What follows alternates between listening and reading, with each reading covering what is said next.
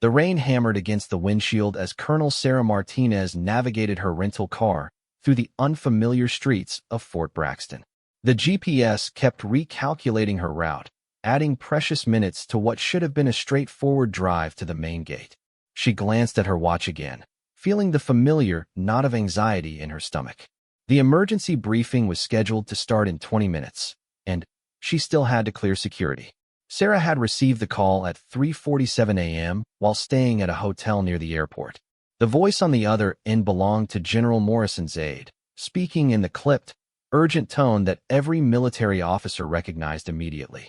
There had been a significant development. Her expertise in Middle Eastern intelligence operations was needed immediately at Fort Braxton, a base she had never set foot on before today. The flight from Washington had been delayed by fog, then delayed again by air traffic control issues. What should have been a 2-hour journey had stretched into nearly 6 hours of frustration. During the flight, Sarah had tried to piece together why she was being summoned. Her last assignment had been analyzing intelligence reports from Syria, looking for patterns in terrorist communications. She had identified what appeared to be a new network forming, one that seemed to have connections reaching far beyond the usual regional players. As she approached the main gate, Sarah could see the impressive fortress-like structure that served as the entrance to one of the military's most secure installations. Guard towers flanked the checkpoint, and she could count at least 8 armed soldiers visible from her position in the growing line of vehicles. The base housed several classified research facilities, and security protocols here were notoriously strict. The young soldier at the gatehouse barely looked old enough to drive, much less be trusted with base security. His name tag read Jenkins, and when Sarah rolled down her window, she could see he was taking his job very seriously. His uniform was pressed to perfection, and he held himself with the rigid posture of someone still new enough to the military to follow every protocol exactly. "Purpose of visit, ma'am?" Jenkins asked, his voice carrying the slight tremor of nervous authority. Sarah reached into her briefcase and pulled out her identification folder. "Colonel Sarah Martinez. I'm here for an emergency briefing with General Morrison's staff." She handed over her military ID, her Pentagon clearance card, and the hastily printed orders she had received via secure email during her layover. Jenkins examined the documents with the thoroughness of someone who had been trained to spot forgeries. He held each card up to the light, checked the security features, and typed information into his computer terminal. Sarah watched his expression change from routine professionalism to confusion, then to something approaching concern. "Ma'am, I'm not showing any Colonel Martinez on today's visitor list," Jenkins said, his voice now carrying a note of apology mixed with determination. "And I'm not showing any emergency briefings scheduled for this morning." Sarah felt her patience beginning to fray. She had dealt with security mix-ups before, but never when the stakes felt this high. Something in General Morrison's aide's voice had suggested that whatever was happening could not wait.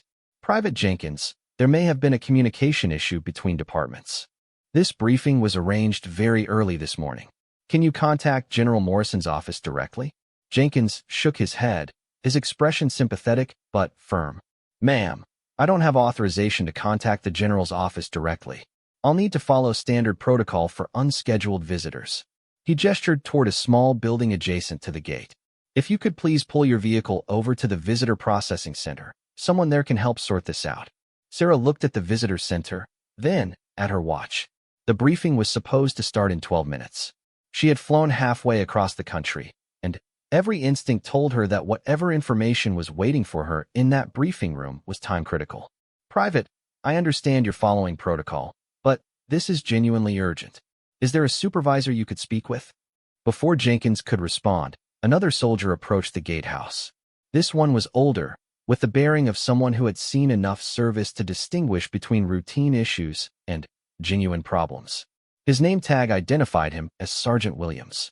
"Is there a problem here, Jenkins?" Williams asked, his tone suggesting he had been monitoring the situation. "Sergeant, this officer says she's here for an emergency briefing, but she's not on any of our lists, and I can't verify the meeting exists."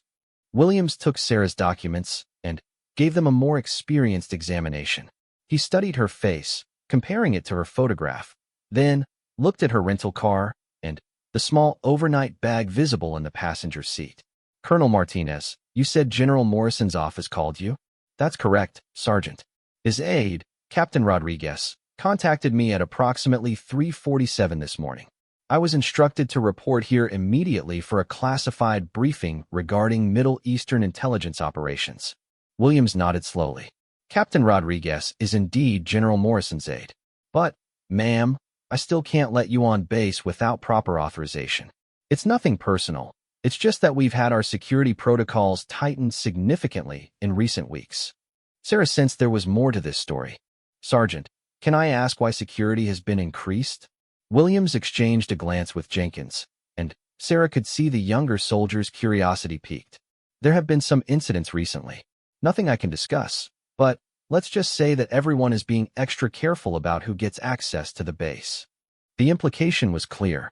Something had happened that had put the entire installation on heightened alert. This made Sarah even more convinced that her presence was genuinely needed, but it also meant that the guards were unlikely to bend the rules, even for a legitimate visitor. Sergeant Williams, I understand your position completely. In your shoes, I would make the same call. But I need you to understand that if there's truly an emergency briefing scheduled, and if my analysis is needed, then every minute we spend here could be critical. Williams studied her for a long moment. Sarah could see him weighing his options, considering the potential consequences of both actions. Let the wrong person onto the base, and his career was over. Delay the right person, and he might be interfering with national security. Ma'am, the best I can do is call the main security office and see if they can contact General Morrison's staff to verify your appointment. But I have to warn you, it could take some time to reach the right people. Sarah nodded, accepting that this was probably the best outcome she could hope for under the circumstances. She watched Williams pick up a secure phone inside the gatehouse and begin dialing. Through the window, she could see him speaking animatedly to whoever answered, gesturing toward her car. While they waited, Sarah found herself studying the base beyond the gate. She could see several large buildings in the distance, their architecture suggesting they housed something more significant than routine administrative offices. Satellite dishes dotted the rooftops, and she noticed that many of the windows appeared to be blacked out or covered with reflective film. Jenkins seemed to sense her interest. Ma'am, this is my first assignment here, but from what I understand, Fort Braxton handles some pretty important stuff. Not that anyone tells us gate guards much about it. How long have you been stationed here, Private? Just over 2 months, ma'am. I was previously at Fort Lewis, doing basic security work. This assignment came up suddenly, and they needed people with top-secret clearances to fill out the gate security team. The mention of suddenly increased security staffing reinforced Sarah's suspicion that something significant had occurred recently. She was about to ask another question when Sergeant Williams emerged from the gatehouse, his expression grim. Colonel, I've got good news and bad news. The good news is that I was able to confirm that you are indeed expected. Captain Rodriguez vouches for you, and General Morrison's office confirms there is an emergency briefing scheduled.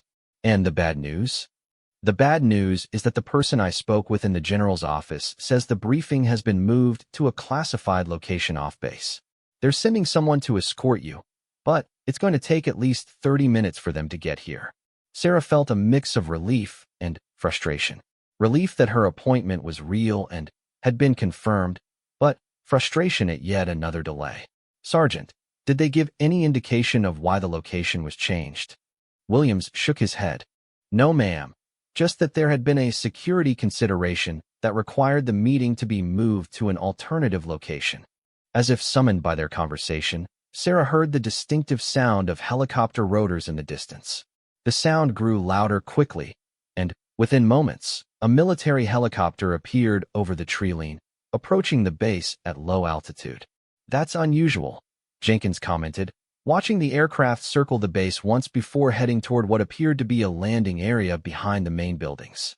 Williams was watching the helicopter as well, and Sarah noticed his expression had become more alert. Yeah, we don't usually see much helicopter traffic here unless something significant is happening. The helicopter disappeared behind the buildings, but the sound of its rotors continued for several minutes before finally winding down. Sarah found herself wondering if its arrival was connected to her briefing, or if it was simply another indication that Fort Braxton was dealing with multiple urgent situations simultaneously. 20 minutes later, a black SUV with government plates approached the gate from inside the base. Williams waved it through after a brief conversation with the driver, and the vehicle pulled up alongside Sarah's rental car. The driver was a woman in military uniform with captain's bars on her shoulders. She approached Sarah's window with the efficient manner of someone accustomed to handling delicate situations. "Colonel Martinez? I'm Captain Lisa Chun, General Morrison's intelligence liaison. I apologize for the confusion this morning. We've had some last-minute security concerns that required us to modify our original plans." Sarah felt a wave of relief at finally making contact with someone who could provide real answers. "Captain Chun, I'm grateful you were able to sort this out. Can you tell me anything about what we're dealing with?" Chin glanced around, noting that both Williams and Jenkins were within earshot. "I think it would be better if we discuss the details once we're in a more secure environment. If you'd like to follow me in your vehicle, I'll take you to the new briefing location." Sarah nodded and started her engine. As she prepared to follow Chin's SUV, Sergeant Williams approached her window one more time. "Colonel, I want to apologize again for the delay. I hope you understand we were just following protocols." "Absolutely, Sergeant. You and Private Jenkins were doing your jobs exactly as you should. Thank you for your help in getting this sorted out." As Sarah followed the SUV away from Fort Braxton, she couldn't shake the feeling that the morning's delays and complications were just the beginning of what was likely to be a very complex day.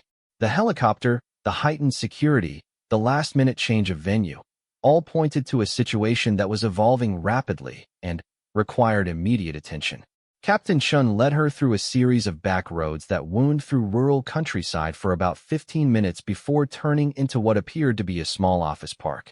However, as they approached the main building, Sarah noticed details that suggested this was no ordinary commercial facility. The landscaping was too perfect, the parking lot had no identifying signs for businesses, and she could see security cameras positioned at regular intervals around the perimeter. Chin parked near the main entrance and waited for Sarah to join her before approaching the building. "This is a satellite facility that we use for sensitive briefings when the main base isn't suitable. It's completely secure and has all the communication equipment we need for today's discussion."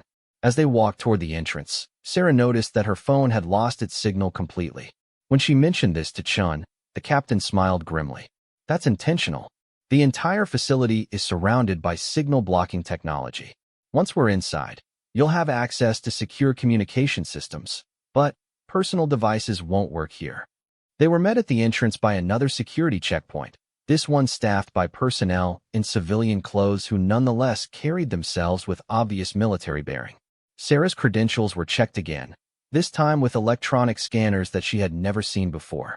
Biometric verification, Chun explained as Sarah was asked to place her hand on a scanner and look into a retinal identification device. New protocol implemented just last week. Once through security, they took an elevator to the third floor, where Chin led her down a corridor lined with offices that appeared to be empty. At the end of the hall, she opened a door marked only with a number, 347. Inside was a conference room equipped with multiple large screens, communication equipment that looked like it belonged in a military command center, and a table with space for at least 12 people. Currently, only 3 individuals were present, 2 men in military uniform and 1 woman in civilian clothes who was working intently on a laptop computer. "Colonel Martinez," Chin said, "allow me to introduce the team you'll be working with today." As Sarah took her seat at the conference table, she realized that whatever had brought her here was far more significant than she had initially understood. The level of security, the specialized facility, and the obvious urgency of everyone involved suggested that she was about to be briefed on something that could have far-reaching implications. The woman with the laptop looked up as Sarah sat down, and their eyes met across the table. In that instant, Sarah recognized something in the other woman's expression that sent a chill down her spine. It was the look of someone who had seen intelligence that kept them awake at night, someone who knew that the next few hours could change everything. "Colonel Martinez," the woman said, closing her laptop and giving Sarah her full attention.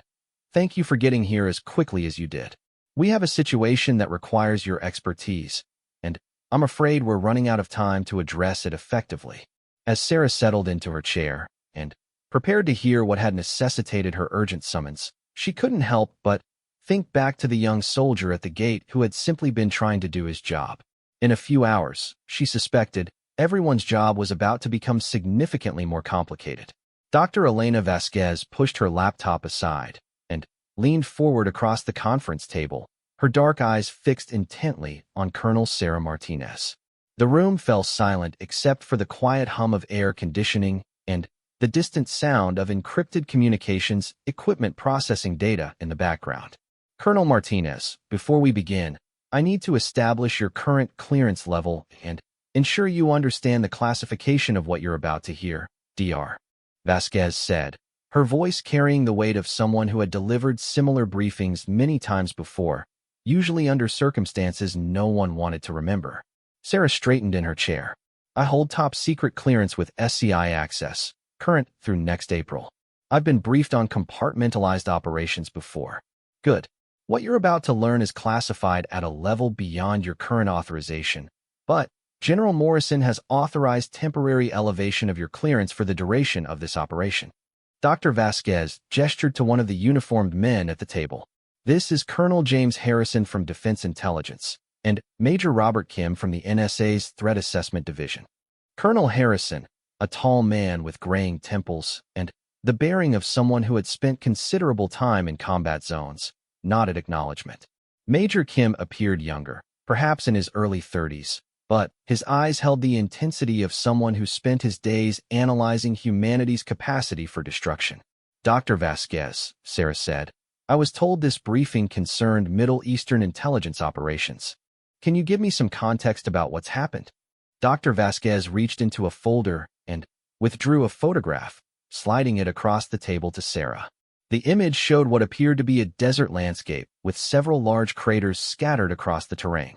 Even without specialized training, Sarah could see that whatever had created those craters had been extraordinarily powerful. This photograph was taken 6 days ago by one of our reconnaissance satellites. The location is approximately 40 miles southeast of Damascus, Syria. At first glance, you might assume these were caused by conventional bombing or artillery strikes. Sarah studied the photograph more carefully, noting the size and depth of the craters relative to the surrounding landscape features. The scale seems wrong for conventional weapons. These craters are massive. Exactly, Colonel Harrison interjected. Our initial analysis suggested possible use of bunker-busting ordnance or perhaps experimental explosives. However, further investigation revealed something far more concerning. Major Kim activated one of the wall-mounted screens, displaying a series of technical readouts and satellite imagery. Colonel Martinez, your recent work analyzing terrorist communication networks in the region flagged several unusual patterns. Can you tell us what you discovered? Sarah gathered her thoughts, recalling the analysis she had submitted just 2 weeks earlier. I identified what appeared to be a new organizational structure forming within existing terrorist cells. The communication patterns suggested coordination between groups that historically had no contact with each other.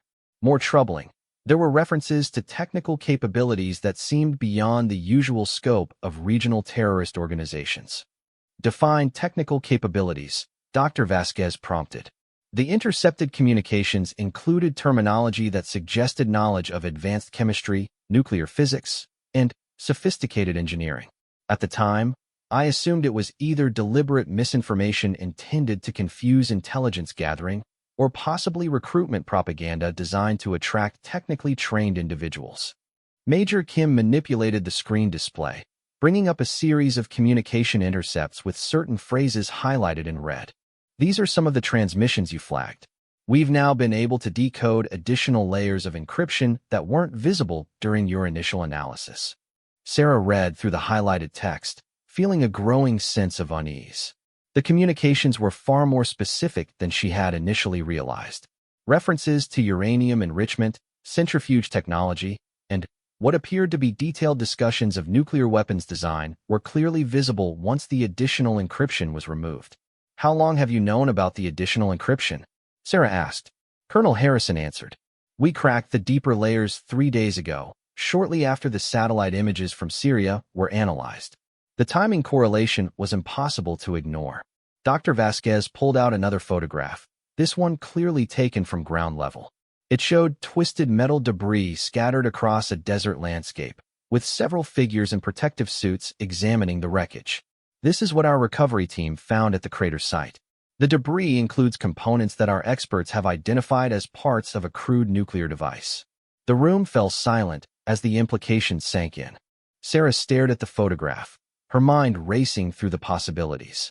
Are you telling me that a terrorist organization successfully detonated a nuclear weapon in Syria? Not successfully, Major Kim corrected. Our analysis suggests the device experienced what's called a fizzle yield. Instead of a full nuclear explosion, there was only partial detonation. Still extremely destructive, but nowhere near the potential of a properly functioning nuclear weapon. Sarah felt a chill run down her spine.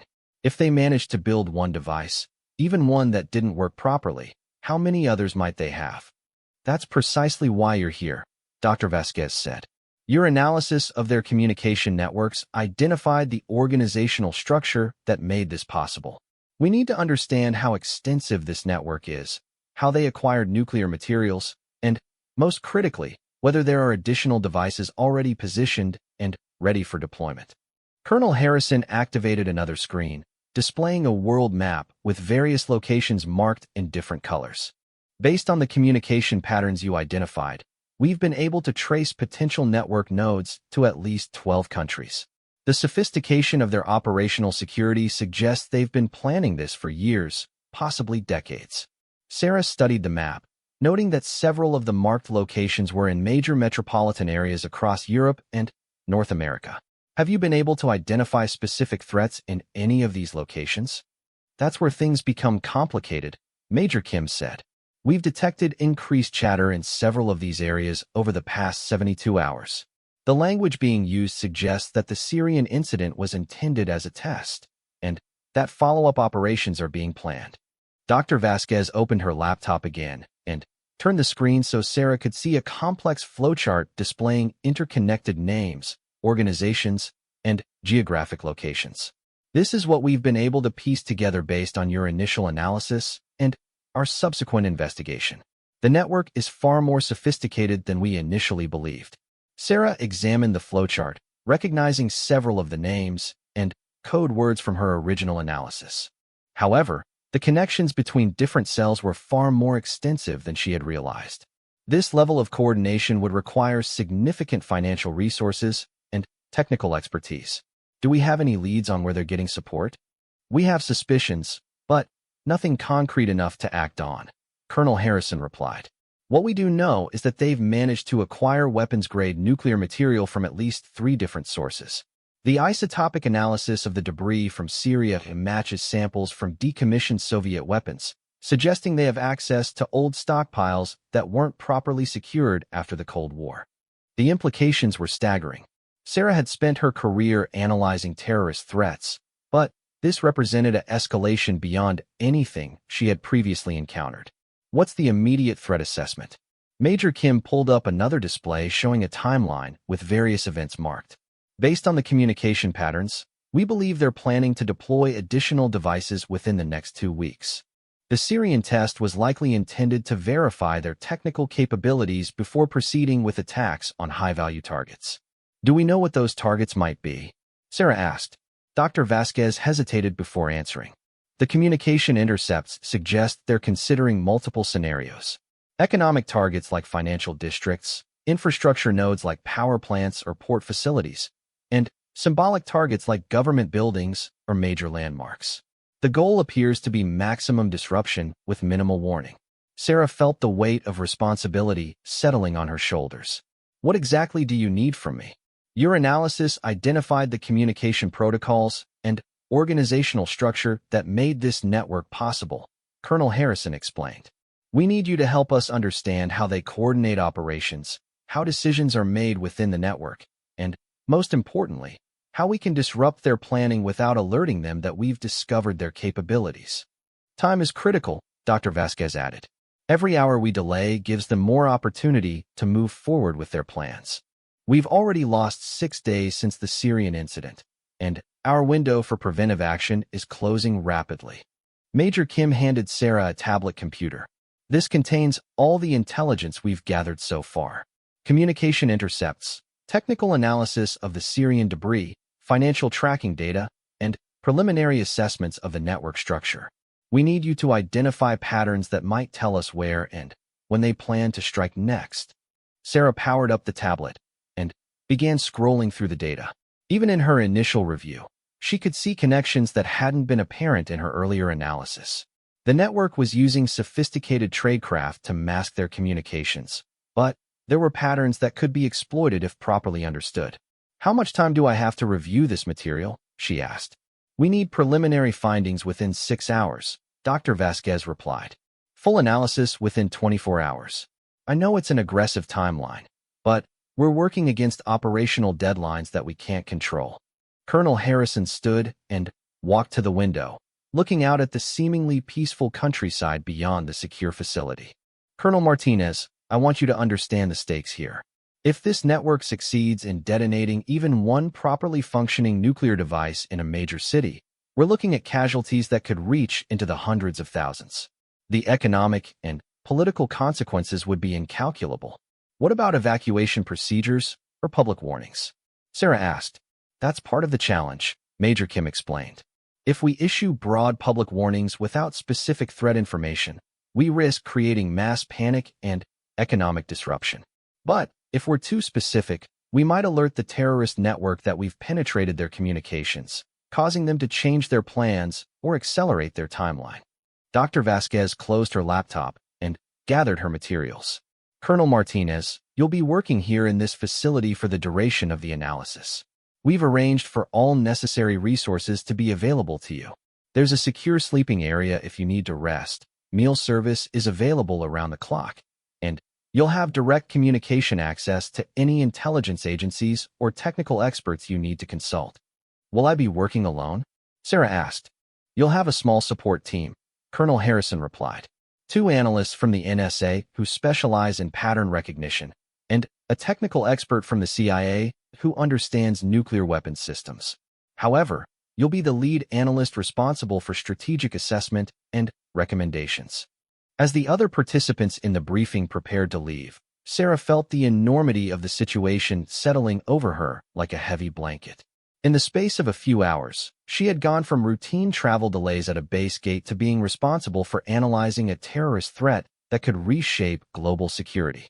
"One more question," she said as the others reached the door. "Why me specifically? There are certainly other analysts with equal or greater experience in this type of threat assessment." Dr. Vasquez paused in the doorway. "Colonel Martinez, your analysis 2 weeks ago was the first intelligence product to identify this network as a coherent threat rather than isolated terrorist cells.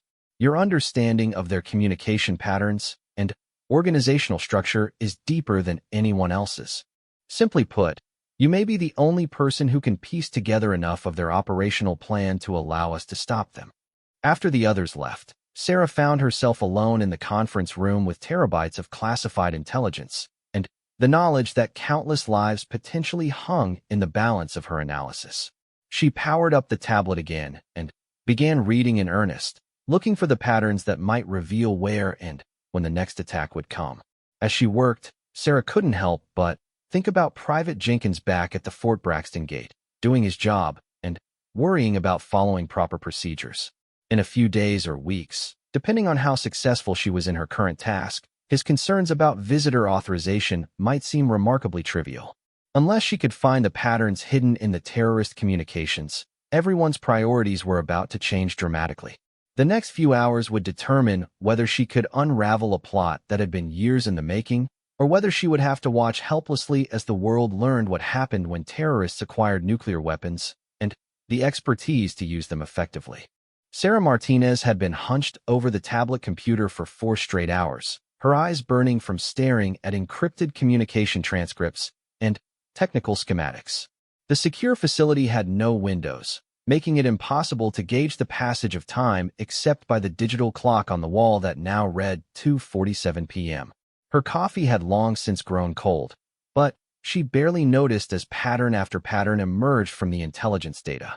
The terrorist network was far more sophisticated than anyone had initially realized. What she had originally interpreted as loose coordination between separate cells was actually a highly disciplined organization with clear command structure and operational protocols. The communication patterns revealed a level of operational security that suggested extensive training and possibly state-level support. Dr. Elena Vasquez entered the conference room carrying a fresh pot of coffee and what appeared to be satellite communication equipment. Colonel Martinez, I hope you don't mind the interruption, but we've received some developments that you need to see immediately. Sarah looked up from the tablet, grateful for the break, but concerned about what new information might complicate an already complex situation. What kind of developments? 3 hours ago, our signals intelligence picked up a massive spike in encrypted communications across multiple nodes of the network you identified. The volume and urgency suggest they're moving into final operational phases. Dr. Vasquez set up the communication equipment and powered it on. We've also received word that our allies in Europe have detected unusual radiation signatures in at least 2 major cities. The implications hit Sarah immediately. They're moving nuclear material into position. That's our assessment as well. The question is whether they're positioning devices for imminent deployment or whether they're still in preparation phases. Dr. Vasquez activated a secure video link, and the wall screen displayed a map of Europe with several cities marked in red. London and Paris both showed elevated readings yesterday evening. Frankfurt and Rome are showing suspicious activity as of this morning. Sarah studied the map, cross-referencing it with the network analysis she had been developing. Based on the communication patterns, I think we're looking at a coordinated multi-city attack. The Syrian test wasn't just about verifying their technical capabilities, it was about synchronizing their operational timing. Walk me through your analysis, Dr. Vasquez said, settling into a chair across from Sarah.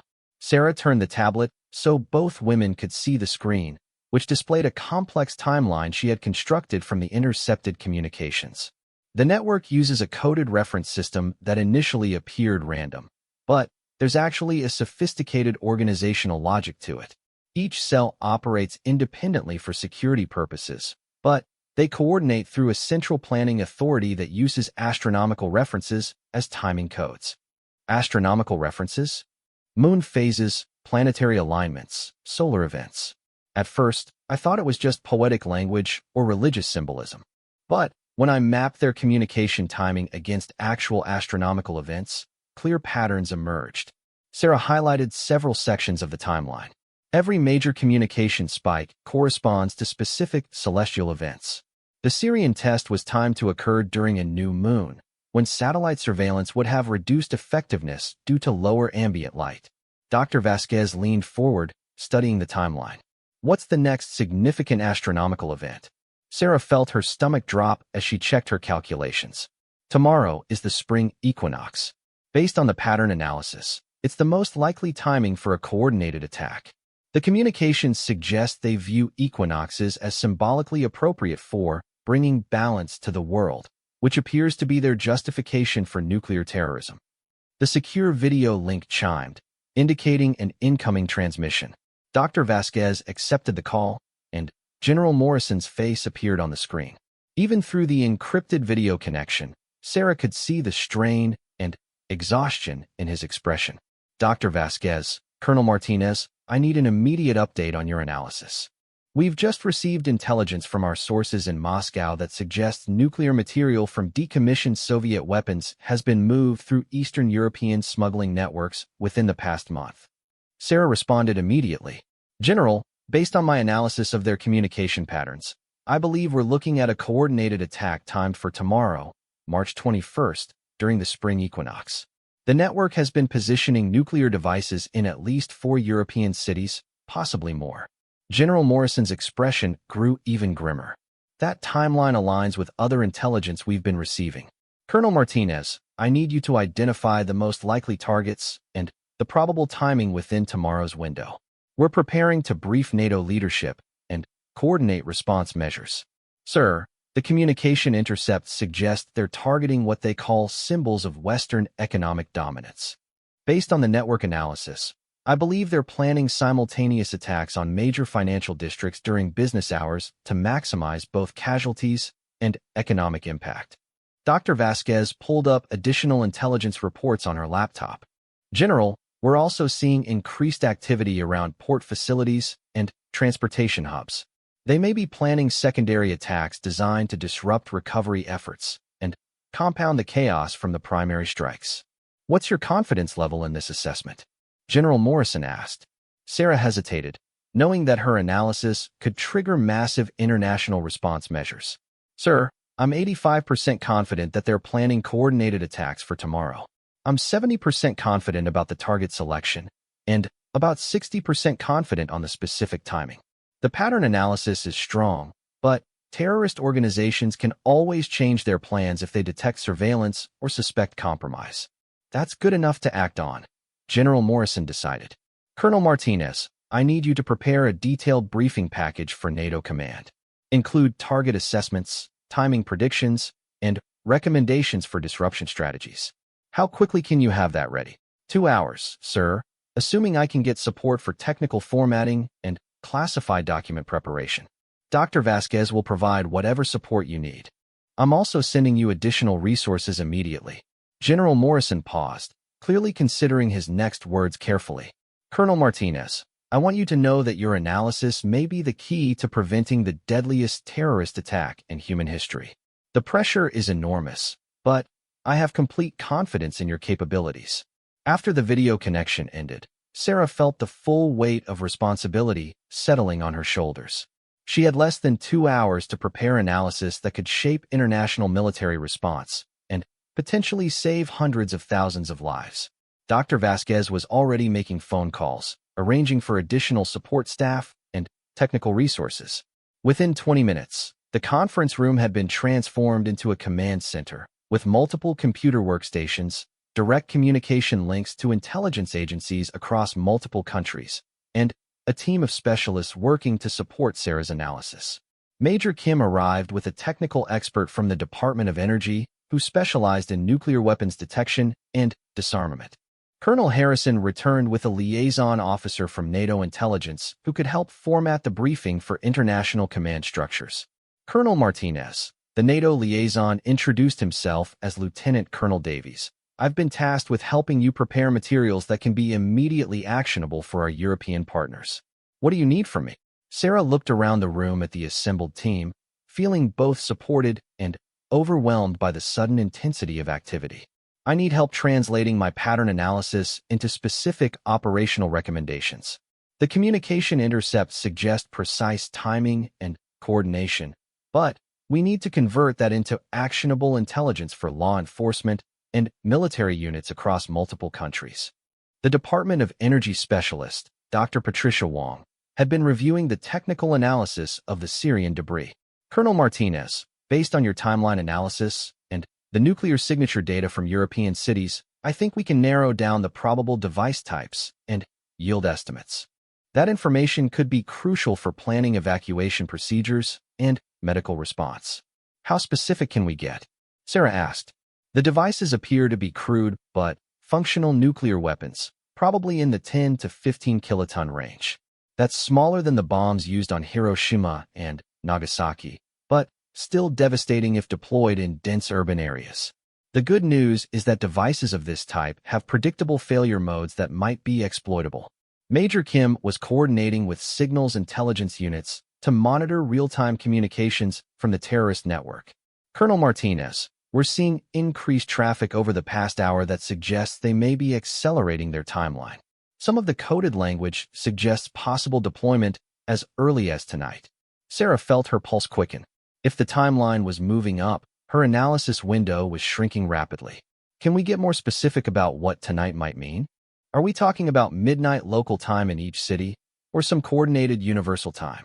Based on the astronomical timing pattern you identified, I would guess they're planning for sunrise tomorrow, which would be symbolically consistent with their equinox timing, Dr. Wong suggested. That would mean local dawn in each target city, starting with the easternmost locations. Lieutenant Colonel Davies was already calculating time zones. If they start with Eastern European cities at dawn and move west, we're looking at attacks beginning around 6 a.m. local time in each location. That gives us roughly 16 hours for the first attacks and up to 20 hours for the westernmost targets. Sarah realized that the seemingly impossible task of analyzing years of terrorist planning in a matter of hours was actually just the beginning. Now they had to coordinate international response efforts across multiple time zones, languages, and political systems, all while maintaining operational security to prevent the terrorists from detecting the investigation and changing their plans. Dr. Vasquez announced that secure communication links had been established with intelligence agencies in London, Paris, Frankfurt, and Rome. Colonel Martinez, you now have direct access to local law enforcement and intelligence resources in each target city. They're standing by to receive your analysis and begin search operations for nuclear devices.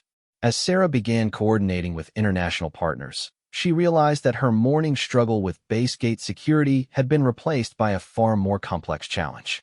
Instead of convincing a young soldier to let her onto a military installation, she now had to convince multiple governments to take unprecedented security measures based on her analysis of terrorist communication patterns. The next few hours would determine whether her pattern recognition skills were sufficient to prevent a coordinated nuclear attack, or whether she would have to watch helplessly as cities across Europe faced the devastating consequences of terrorist nuclear weapons. Looking around the command center that had assembled around her analysis, Sarah understood that she was no longer just a colonel trying to reach a briefing. She had become the central figure in an international effort to prevent catastrophe, and every decision she made could affect millions of lives. The secure phones began ringing simultaneously as European intelligence agencies checked in with questions about her analysis. Sarah took a deep breath and began the process of briefing international partners on what might be the most critical intelligence assessment of her career. For the Secure Communication Center had transformed into a nerve center of international cooperation as dawn approached in Eastern Europe. Sarah Martinez had been awake for nearly 36 hours straight, coordinating with law enforcement and intelligence agencies across 4 countries while monitoring real-time developments in what had become the largest counterterrorism operation in modern history. At 4:23 a.m. Eastern European Time, the first breakthrough came from a specialized radiation detection unit in Prague. Czech authorities had located a suspicious vehicle in an underground parking garage beneath a major financial complex, and preliminary scans indicated the presence of nuclear material. Within minutes, similar discoveries were reported from teams in Vienna and Budapest, confirming Sarah's analysis that the terrorist network was targeting multiple cities simultaneously. Colonel Martinez, you need to see this immediately, Major Kim called out from his workstation, where he was monitoring real-time communication intercepts. We're picking up what appears to be abort codes being transmitted across the network. Sarah rushed to Major Kim's station, where the screens displayed a flurry of coded messages between network cells. The language was different from anything they had seen in previous intercepts, using emergency protocols that suggested the operation was either advancing to final stages or being called off entirely. Can you determine which scenario we're looking at? Sarah asked, studying the message patterns. The codes are using the astronomical reference system you identified, but they're referencing a lunar eclipse instead of the spring equinox. According to astronomical data, the next lunar eclipse visible from Europe won't occur for another 6 months. Dr. Vasquez, who had been coordinating with European Union security officials, joined them at the workstation. That could mean they're postponing the operation, or it could be a deception protocol designed to confuse intelligence gathering if their communications were compromised. The secure video link activated, showing General Morrison in what appeared to be the Pentagon's Crisis Management Center. Behind him, Sarah could see multiple screens displaying maps, intelligence reports, and what appeared to be real-time feeds from European cities. Colonel Martinez, outstanding work on the target identification. European authorities have now located suspicious vehicles or packages in 6 different cities, all matching your analysis of likely targets and timing. However, we've encountered a significant complication. Sarah felt a knot forming in her stomach. What kind of complications, sir? The devices appear to be more sophisticated than our initial technical analysis suggested. They're equipped with anti-tamper mechanisms that could trigger detonation if removal is attempted incorrectly. We need your assessment of the network's technical capabilities to help bomb disposal teams understand what they're dealing with. Dr. Patricia Wong, the Department of Energy specialist, had been analyzing technical data from the European discoveries. General Morrison, based on the device designs we're seeing, these weapons incorporate technology that's significantly more advanced than what was used in the Syrian test. They appear to have learned from the failure of their prototype and made substantial improvements. What does that mean for disarmament procedures? General Morrison asked. It means we're dealing with nuclear devices that are both more likely to function properly if triggered and more dangerous to attempt to disarm. The anti-tamper systems are sophisticated enough to suggest professional-level weapons design, not amateur construction. Sarah had been cross-referencing the communication intercepts with the technical discoveries, and a disturbing pattern was emerging. General, I think the abort codes Major Kim detected might not be abort codes at all. Based on the linguistic patterns, they could be final authorization codes for device activation. The implication hit everyone in the room simultaneously. If Sarah's interpretation was correct, the terrorist network wasn't calling off their operation, they were preparing to execute it immediately. How confident are you in that assessment? General Morrison asked. Sarah looked at the data one more time, double-checking her analysis against everything they had learned about the network's communication protocols. Sir, I'm 90% confident that what we're interpreting as abort codes are actually final go codes. The timing aligns with sunrise in Eastern Europe, which fits the astronomical pattern we've been tracking. General Morrison's expression grew grim. European authorities have bomb disposal teams standing by, but if you're correct about the timing, we may not have enough time for systematic disarmament procedures. Dr. Vasquez activated another communication channel, connecting them with the NATO Command Center in Brussels. This is Dr. Vasquez from the Joint Intelligence Task Force. We have reason to believe that nuclear devices positioned in European cities may be activated within the next 30 minutes. We need immediate coordination with local authorities for emergency evacuation procedures. The NATO commander's voice came through the speakers with controlled urgency. Dr. Vasquez, we've been monitoring your intelligence feeds. European governments are implementing emergency protocols based on your analysis, but we need to understand the probable blast effects to coordinate evacuation efforts effectively. Dr. Wong stepped forward to address the communication link. Based on the device designs we've analyzed, we're looking at yields in the 12 to 15 kiloton range. In dense urban areas, that translates to immediate casualties in the tens of thousands, with additional casualties from radiation exposure depending on weather conditions and population density. Sarah was monitoring the real-time communication intercepts when she noticed something that made her heart race. Major Kim, are you seeing the pattern change in the message traffic?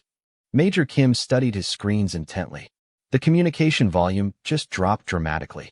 Either they've gone to full radio silence, or they've switched to a communication method we're not monitoring, or they've begun final countdown procedures that don't require further communication, Sarah added grimly. Lieutenant Colonel Davies, the NATO liaison, had been coordinating with European law enforcement agencies.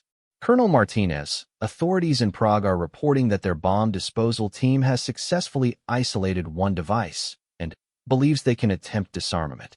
However, they need technical guidance based on your analysis of the network's capabilities. Sarah found herself in the surreal position of providing advice that could determine whether a nuclear weapon detonated in the heart of Europe. Based on the communication patterns we've monitored, the network has access to sophisticated technical expertise.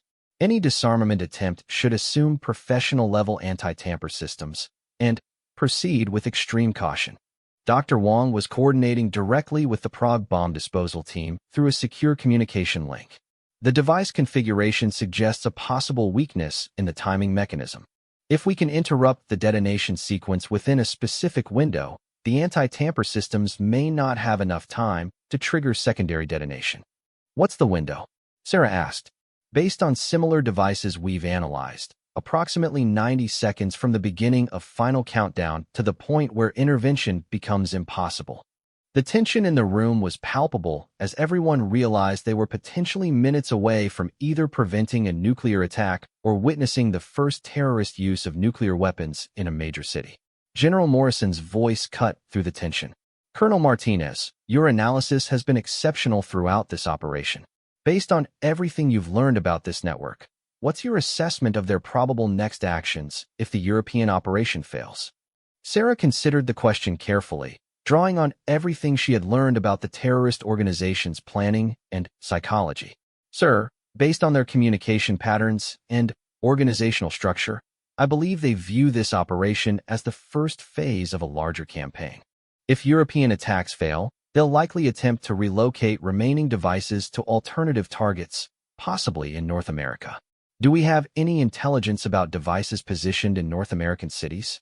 Not specific intelligence, but the network analysis suggests they have operational cells in at least 3 major North American cities. The communication patterns indicate long-term planning that wouldn't be limited to European targets. Dr. Vasquez was monitoring communication feeds from all the European cities where devices had been located. Updates coming in from Vienna and Budapest. Both bomb disposal teams are reporting successful isolation of devices and are beginning disarmament procedures. Major Kim looked up from his communication monitoring station with an expression of relief mixed with concern. The network communication traffic has gone completely silent. Either all their operations are proceeding automatically, or something has disrupted their command structure. At 5:47 a.m. Eastern European Time, the first success was reported from Prague. The Czech bomb disposal team had successfully disarmed their device, confirming Dr. Wang's analysis of the timing mechanism vulnerability. Within the next hour, teams in Vienna, Budapest, Frankfurt, and Rome reported similar successes. However, the operation in London encountered complications. The device there was configured differently from the others, with additional security measures that the bomb disposal team was struggling to overcome. Sarah found herself providing real-time analysis of terrorist communication protocols to help the London team understand the psychological and technical approaches the network might have used. Colonel Martinez, the London team leader's voice came through the secure communication link. We're seeing references in the device documentation to something called Plan Omega. Does that terminology appear in any of your intelligence analysis? Sarah felt her blood run cold. She had seen references to Plan Omega in some of the deepest layers of encrypted communication, but had not been able to decode their meaning. Plan Omega appears to be their contingency protocol for situations where primary operations are compromised. I don't have complete analysis of what it entails. Dr. Vasquez was already pulling up additional intelligence files. We may have been focusing too narrowly on the immediate threat. If Plan Omega is their contingency protocol, we need to understand what alternative operations they might have prepared. General Morrison's voice carried a new note of urgency.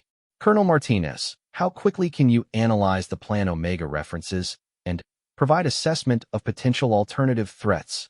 Sarah looked around the command center, taking in the exhausted faces of the team that had been working around the clock to prevent nuclear catastrophe. They had successfully prevented attacks in 5 European cities, but if her analysis was correct, they might be facing an even more complex threat scenario. Sir, give me 2 hours to analyze the Plan Omega communications.